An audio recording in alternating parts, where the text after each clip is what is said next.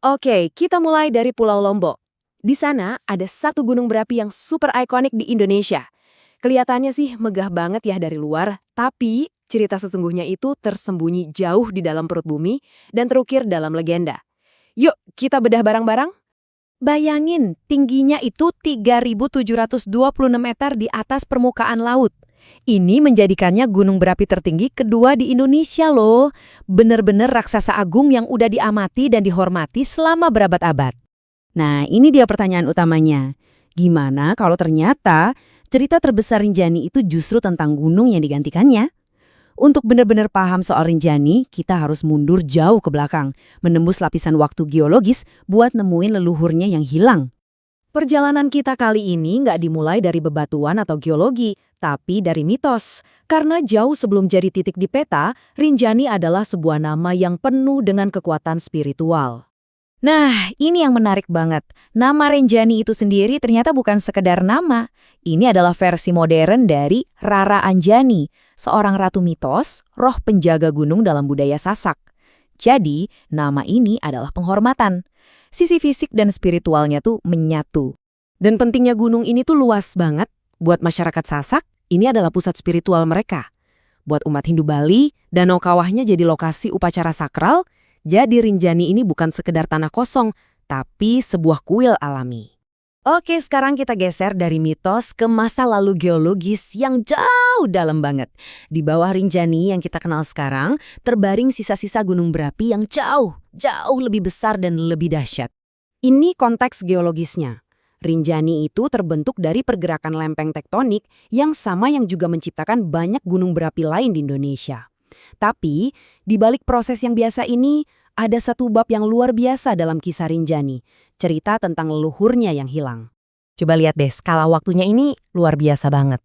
Gunung aslinya itu mulai terbentuk di era Pleistosen, atau yang kita kenal sebagai zaman es, lebih dari 1 juta tahun yang lalu.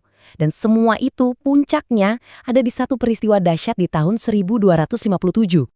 Dan ini poin paling pentingnya. Satu letusan di pulau kecil di Lombok, dampaknya mengubah iklim seluruh planet. Beneran!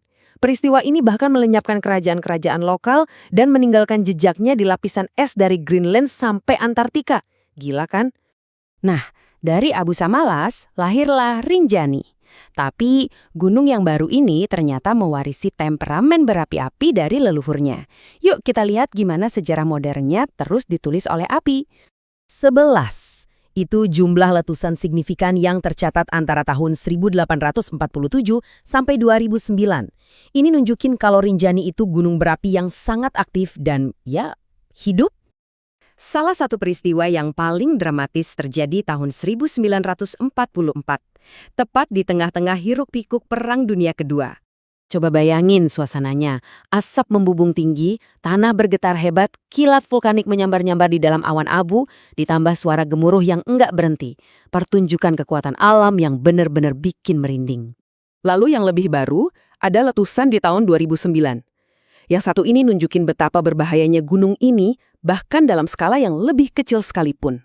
Ini contoh tragis dari efek domino vulkanik. Lava panas ketemu air danau yang dingin, bikin permukaan air naik tiba-tiba. Dan akhirnya melepaskan banjir bandang ke hilir yang sayangnya memakan korban jiwa. Sekarang kita sampai di puncak cerita kita, kaldera yang luar biasa. Kaldera ini pada dasarnya adalah kawah raksasa yang terbentuk waktu Gunung Samalas runtuh. Sisa-sisa dari letusan purba itu sekarang jadi rumah bagi sebuah ekosistem yang unik banget. Angka-angkanya aja udah bikin kita melongo, kalderanya membentang hampir 5 kilometer. Danau di dalamnya luasnya 11 juta meter persegi dengan kedalaman sampai 230 meter. Ini skalanya bener-bener, wow, masif. Ini beneran kayak dunia di dalam dunia. Kita punya danau raksasa, gunung berapi baru yang tumbuh di tengahnya, dinding kawah yang curam langit hampir vertikal, dan ada kehidupan yang tumbuh subur di dalamnya. Ini adalah kapsul waktu geologis sekaligus biologis. Jadi, setelah kita menjelajahi mitosnya, geologinya, dan sejarah letusannya, apa sih arti Rinjani hari ini? Yuk kita rangkum warisannya yang punya banyak sisi ini.